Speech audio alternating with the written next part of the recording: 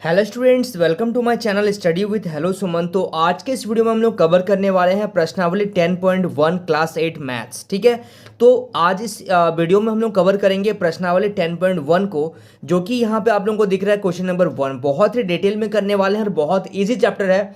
Concept एक बार अगर आपको समझ में आ गया तो आप खुद से इस चैप्टर को पूरा सॉल्व कर सकते हैं। ठीक है, चलिए। सो स्टूडेंट्स, अगर आप मेरे चैनल पर नए हैं तो प्लीज़ इस चैनल को सब्सक्राइब करना मत भूलिए। आपके सामने एक सब्सक्राइब बटन दिख रहा होगा इस वीडियो के नीचे, उस बटन को प्रेस करिए और नोटिफिकेशन को ऑल पे प्रेस करिए ताकि इस तरीके का हर वीडियो का नोटिफिकेशन आप तक पहुंचे।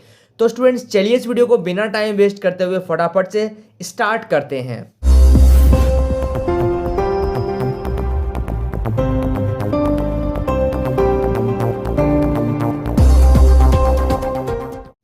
देखिए, ये जो चैप्टर है बहुत ही इजी चैप्टर है और इस चैप्टर में हम लोग क्या सीखेंगे, इस चैप्टर में हम लोग सीखेंगे, ये जो चैप्टर का नाम है वो है आपका सीधा और प्रतिलोम समानुपात। यानी कि जो भी टर्म आपको दिया जाएगा, जो भी टेबल दिया जाएगा, जैसे इस तरीके से आप क्वेश्चन देख पा रहे होंगे, तो इस क्वेश्चन में हम लोग को ये बताना है कि अनुक्रमानुपाती कब होता है कब नहीं होता है। ठीक है, तो क्वेश्चन जो है, जांच कीजिए कि निम्नलिखित सारणी अनुक्रमानुपाती है या नहीं है। यानी कि आपको ये बताना है कि अनुक्रमानुपाती है या नहीं है, आपको ये बताना। लेकिन सबसे पहले आपको ये आना चाहिए कि अनुक्रमानुपाती आखिर में होता क्या है। यानी कि जो भी क्वेश्चन दिया जाएगा, जो भी टेबल दिया जाएगा, इसका जो वैल्यू है वो आपस में कहीं ना कहीं बराबर होना चाहिए। ठीक है, तो देखिए, सबसे पहला क्वेश्चन को अगर हम लोग इसको सॉल्व करेंगे, तो इसको अगर सॉल्व करेंगे तो हम लोग इस तरीके से लिखेंगे, जैसे x से y है, यानी कि x बटा वाई जो है वो बराबर होगा 2/6 का, और ये बराबर है 3/9 का। और ये इस तरीके से इसको पूरा टेबल को हम लोग इस तरीके से लिखेंगे। ठीक है, देखिए, आपको यहाँ से एक चीज़ ध्यान देना होगा, एक चीज़ आप नोटिस करिएगा कि जब इन दोनों को कैंसिल करेंगे तो सारा चीज़ में 2 एकम 2 और 2 तिया 6, 3 आ रहा है। इसमें भी 1 3 1 3 1 3 1 3, यानी कि सबका जो रेशियो है वो क्या है, बराबर है। इसलिए हम लोग इसको बराबर लिख रहे हैं। भले ही ये क्या है, देखने में अलग अलग है, ये अलग अलग है, लेकिन जब आप इसको कैंसिल करोगे, देखिए कैंसिल करके देखिए, जैसे 2/6 हो गया। और किसको कैंसिल करें, देखिए 8/24 को अगर हम लोग अलग से कैंसिल करके देखते हैं तो 2 एकम 2, 2 तिया 6, 8 एकम 8, 8 तिया 24। देखिए दोनों का आंसर सेम आ रहा है। ठीक है, तो इसी चीज को मैं बताने का कोशिश कर रहा हूं। अगर ये सबका आंसर सेम होगा तभी हम लोग बोलेंगे यहाँ पे ये क्या है, अनुक्रमानुपाती है। तो लिखेंगे अतः सारणी जो है, यानी कि जो टेबल दिया गया है वो क्या है, अनुक्रमानुपाती है। ठीक है, समझ में आ रहा है, बहुत ही इजी चैप्टर है। चलिए अब देखते हैं second number question. Second number question देखिए यहाँ पे, तो इसको भी क्या लिखेंगे, यहाँ पे देखिए x बटा वाई बराबर 4/8। 4/8 को अगर कैंसिल करेंगे तो 1/2 हो गया होगा। और इसको अगर कैंसिल करेंगे 7/14 को, 7 एकम 7, 7 दूनी 14, इसका भी क्या आ जाएगा, 1/2 आ जाएगा। लेकिन क्या 18/16 को अगर काटेंगे तो 1/2 आएगा क्या, नहीं आएगा। ठीक है, 10/20 है, ये तो 1/2 आ रहा है, लेकिन ये भी 1/2 आ रहा है, लेकिन ये 1/2 नहीं आ रहा, तो ये भी इसके बराबर में नहीं है। ठीक है, इसके बराबर में नहीं है, यानी कि यहाँ पे 10/20 बराबर नहीं है 11/22, यानी कि ये दोनों तो बराबर है लेकिन इसके बराबर में ये सारे चीज़ नहीं है। या फिर कोई एक भी टर्म अगर इसमें बराबर नहीं होगा तो हम लोग लिखेंगे ये सारणी जो है, अतः सारणी अनुक्रमानुपाती नहीं है। ठीक है, ये सारणी जो है अनुक्रमानुपाती नहीं है। ठीक है, चलिए अब इस टेबल का बात कर लेते हैं। तो इस टेबल में देखिए x बटा वाई बराबर 1/5। इसको काटेंगे तो क्या 1/5 आएगा, ऑब्वियसली बात है आएगा, लेकिन इससे नहीं आएगा और इससे नहीं आएगा। यानी कि 1/5 जो है वो बराबर होगा 3/15 का, लेकिन ये जो है बराबर नहीं होगा 5/20 और बराबर नहीं होगा 6/36 का, क्योंकि अलग अलग आंसर्स आएंगे। तो यहाँ पे लिखेंगे अतः सारणी जो है वो क्या नहीं है, अनुक्रमानुपाती नहीं है। ठीक है, बहुत इजी क्वेश्चन है, आप लोगों को समझ पा रहे हैं आप लोग सब इसको। चलिए, so students please note down this question. देखिए क्वेश्चन नंबर सेकंड को ध्यान से देखिएगा। यदि x तथा y जो है अनुक्रमानुपाती है ठीक है, अनुक्रमानुपाती है तो निम्न सारणी द्वारा एक्स वाई और तथा एक्स टू तथा वाई वन का मान ज्ञात कीजिए। ठीक है, क्या बोला जा रहा है इस क्वेश्चन में, एक्स और वाई जो है अगर वो अनुक्रमानुपाती होंगे तो हम लोगों को X one X two Y one का मान ज्ञात करना है, यानी कि इस सारणी से आपका मान ज्ञात करना है। इसमें किसका किसका, एक्स वन एक्स टू और वाई वन का मान ज्ञात करना। तो कैसे करेंगे इस चीज को, तो सबसे पहले अगर हम लोग यहां से ध्यान से देखें, x जो होता है x बटा वाई जो है वो बराबर है 3/12 का, और 3/12 जो है 3/12 को उसको कैंसिल अगर करें तो 3 एकम 3 3 चौके 12, यानी कि 1/4।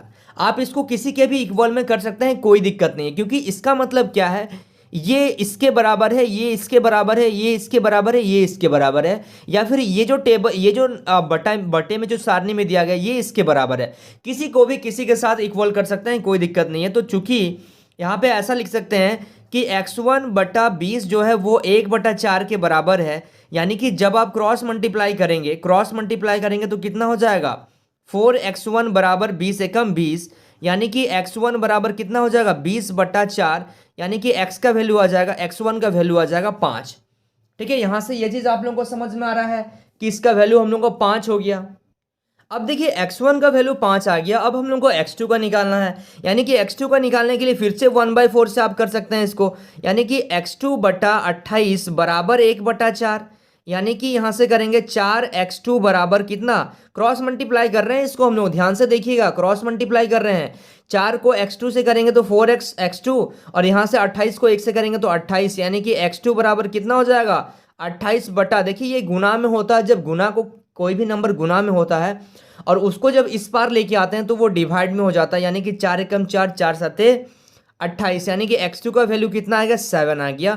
इसी तरीके से अगर हम लोग इसका करते हैं, यानी कि हम लोग यहाँ पे क्या कर देंगे, यहाँ पे हम लोग करेंगे आपका, देखिए यहाँ पे हम लोग कर रहे हैं किसका, y1 अब हम लोग को निकालना है, यानी कि 9/y1 बराबर 1/4। ठीक है, अब क्रॉस मल्टीप्लाई करिए तो y को 1 से करेंगे तो y1 बराबर 9 चौके कितना हो जाएगा, 9 चौके 36, यानी कि y1 का आंसर आ गया 36, यहाँ से x2 का आ गया 7 और यहाँ से x1 का आ गया हम लोगों का 5। बहुत ही सिंपल क्वेश्चन है। ठीक है, आप लोग खुद से भी इसको ट्राई कर सकते हैं। चलिए, so students please note down this question. देखिए क्वेश्चन नंबर 3, ये जो क्वेश्चन है आप इसको अपने तरीके से भी कर सकते हैं, लेकिन जब हम लोग ये चैप्टर पढ़ रहे हैं, अनुक्रमानुपाती पढ़ रहे हैं, तो हम लोग कहीं ना कहीं इसी टाइप से करेंगे। यदि जो है ट्रक जो है यदि ट्रक जो है 34 लीटर पेट्रोल में 272 किलोमीटर की दूरी तय करती है तो 24 लीटर पेट्रोल में कितनी दूरी तय करेगी, ये क्वेश्चन आपको बताना। सिंपल, आप भी खुद से सॉल्व कर सकते हैं। तो इस क्वेश्चन को हम लोग बेसिक से ही कर लेते हैं, जैसा हम लोग को आप पहले करते थे हम लोग उसी तरीके से कर लेते हैं। तो यहाँ पे लिखेंगे चूंकि 24 लीटर में वो कितना जा रही है, कितना किलोमीटर की दूरी के तय कर रही है, 272 लीटर, 272 किलोमीटर, यानी कि 34 लीटर पेट्रोल में 34 लीटर पेट्रोल में 272 किलोमीटर की दूरी तय कर रही है, 272 किलोमीटर की दूरी तय करती है या फिर तय होती है। ठीक है, ये तय कर रहा है आपका 272 किलोमीटर। ठीक है, अब हम लोग क्या करते हैं यहाँ से, चूंकि 1 किलोमीटर में वो 1 लीटर तेल में वो कितना किलोमीटर कितना 1 लीटर अगर पेट्रोल डाला जाए तो वो कितना किलोमीटर की दूरी तय करेगी। तो 1 लीटर पेट्रोल में क्या हो जाएगा 272/34, तो इसी प्रकार से दूरी तय करेगी। ठीक है, तो इसी प्रकार से अगर हम लोग बात करें कि 24 लीटर पेट्रोल में 24 लीटर पेट्रोल में कितना किलोमीटर जाएगी, तो यानी कि 272 गुना 24/34। ठीक है, दूरी तय करेगी। इसको हम लोग काट देंगे तो आपका आंसर आ जाएगा। तो देखिए इसको अगर कैंसिल करेंगे तो ये कितना कट, आप इसको कैंसिल कर सकते हैं 2 का टेबल में, ये देखिए 12 बार में, यहाँ पे आ जाएगा आपका 17 बार में। ठीक है, ये पूरी कैंसिल होगा। जब आप इसको पूरा फाइनली जब आप इसको सॉल्व कर देंगे तो आपके सामने आ जाएगा 192 किलोमीटर की दूरी तय करेगी या फिर तय होगी। ठीक है, चलिए समझ में आ गया, बेसिक क्वेश्चन था। कि वो 34 लीटर पेट्रोल में कितना जा रहा है, 272 किलोमीटर की दूरी तय करे, तो 1 लीटर में कितना जाएगी, इतना जाएगी, यानी कि 24 लीटर पेट्रोल में कितना जाना है उसको, हम लोग उसको मल्टीप्लाई कर देंगे। सिंपल सा क्वेश्चन था। इस टाइप से क्वेश्चन आप लोगों ने नीचे के क्लास में जैसे 5-6 के क्लास में आप लोगों ने इस तरीके का क्वेश्चन बहुत सारे बनाए होंगे। ठीक है, चलिए so students please note down this question. अब हम लोग देखते हैं क्वेश्चन नंबर 4। देखिए अब ये जो क्वेश्चन आपके सामने है इसको हम लोग क्वेश्चन नंबर 3 के जैसा भी कर सकते हैं, आप भी कर सकते हैं, कोई दिक्कत नहीं, लेकिन कहीं ना कहीं इसको थोड़ा सा अलग तरीके से अभी हम लोग करेंगे, क्योंकि हम लोग क्या कौन सा चैप्टर पढ़ रहे हैं, हम लोग पढ़ रहे हैं अनुक्रमानुपाती। ठीक है, देखिए यदि 16 पेंसिल का मूल्य जो है वो 64 रुपया है, तो 144 रुपये में आपको कितने पेंसिल खरीदेंगे आप। ठीक है, यानी कि अगर आपके पास 16 पेंसिल का मूल्य अगर आपसे 64 रुपया लिया जा रहा है, तो आपको बताना है अगर आपके पास 144 रुपया हो तो आप कितने पेंसिल खरीदे जा सकते हैं 144 रुपया में, या फिर आप कितने पेंसिल खरीद पाओगे वो आपको बताना है। ठीक है, बहुत सिंपल सा क्वेश्चन है, ध्यान से देखिएगा। देखिए 16 पेंसिल जो है, 16 पेंसिल का मूल्य कितना है, 64 रुपया है। ठीक है, तो 64 रुपया है 16 पेंसिल का मूल्य, इसको हम लोग क्या मान लेते हैं, एक्स मान लेते हैं।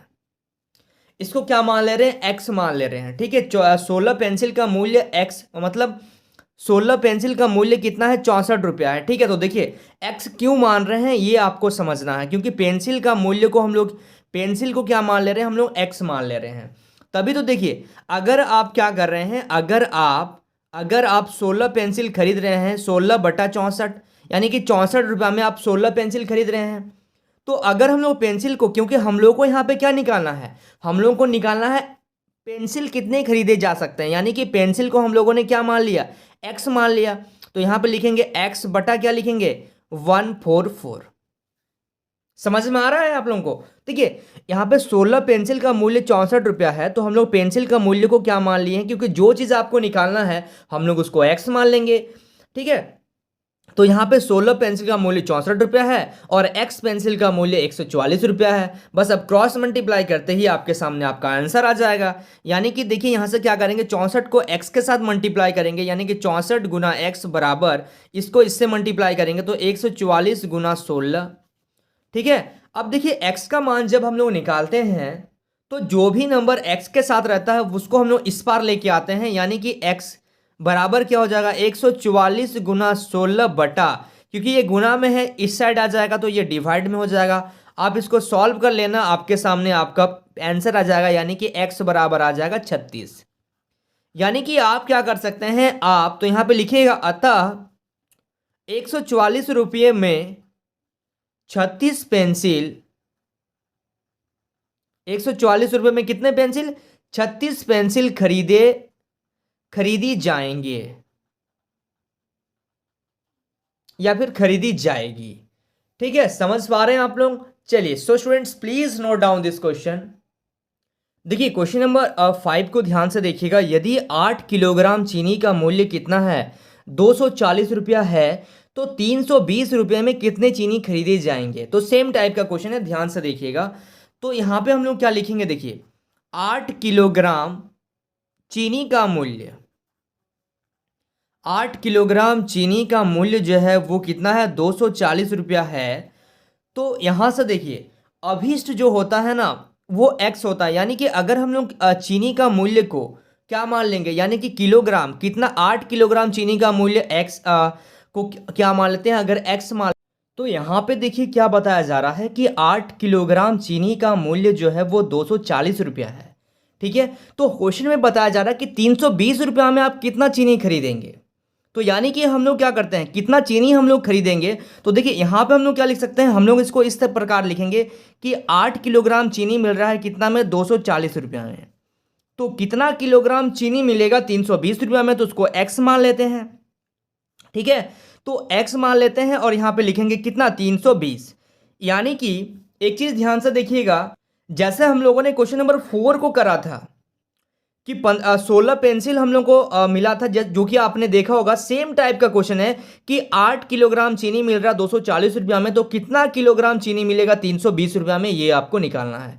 तो यहां से हम लोग क्या करेंगे, यहां से हम लोग इसको क्रॉस मल्टीप्लाई कर देंगे। तो क्रॉस मल्टीप्लाई के लिए हम लोग क्या करेंगे कि 240 को x से मल्टीप्लाई करेंगे, ठीक है, और बराबर 8 गुना 320, ठीक है। तो यहां से देखिए तो x बराबर क्या हो जाएगा, 8 गुना 320 बटा 240, ठीक है। ध्यान से देखिएगा इस क्वेश्चन को। अब इसको कैंसिल करते हैं, देखिए 0 से 0 कैंसिल हो गया, 8 कम 8, 8 चौके 8 क्या 24, सॉरी, तो यहाँ पे 3 आ गया। तो यहां से देखिएगा, यहां से कुछ पॉइंट में आ जाएगा, पॉइंट में आ जाएगा आपका, क्योंकि यहाँ पे बच गया आपका 32, नीचे से आपका बच गया कितना, 3 बच जा रहा नीचे से। यानी कि यहाँ पे आपका हो जाएगा कितना, जब इसको आप पॉइंट में जब आप निकालेंगे तो ये आ जाएगा 10.67 kg, ठीक है, ये चीज है। तो यानी कि आप खरीद सकते हैं 320 रुपया में 10 किलोग्राम 67 ग्राम चीनी आप खरीद सकते हैं। ये हो गया आपका आंसर, ठीक है। आपको वही निकालना था कि 320 रुपया में आप कितना चीनी खरीदेंगे।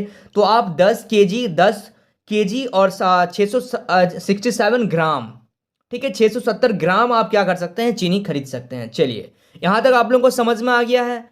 So students please note down this question. So students I hope आपको इस वीडियो से काफ़ी कुछ सीखने को मिला होगा। वाकई अगर आप इस वीडियो से कुछ सीखे हैं तो इस वीडियो को लाइक करिए, हमारे चैनल को सब्सक्राइब करिए। आपके नीचे एक सब्सक्राइब का बटन दिख रहा होगा, ठीक है, उस बटन को प्रेस करिए। प्रेस करने के बाद बेल आइकन को प्रेस करिए, नोटिफिकेशन को ऑल पे प्रेस करिए, ताकि इस तरीके का वीडियो आपके पास पहुंचे और आप इस वीडियो से कुछ ना कुछ सीखें। तो स्टूडेंट्स मिलते हैं नेक्स्ट वीडियो में, तब तक के लिए बाय।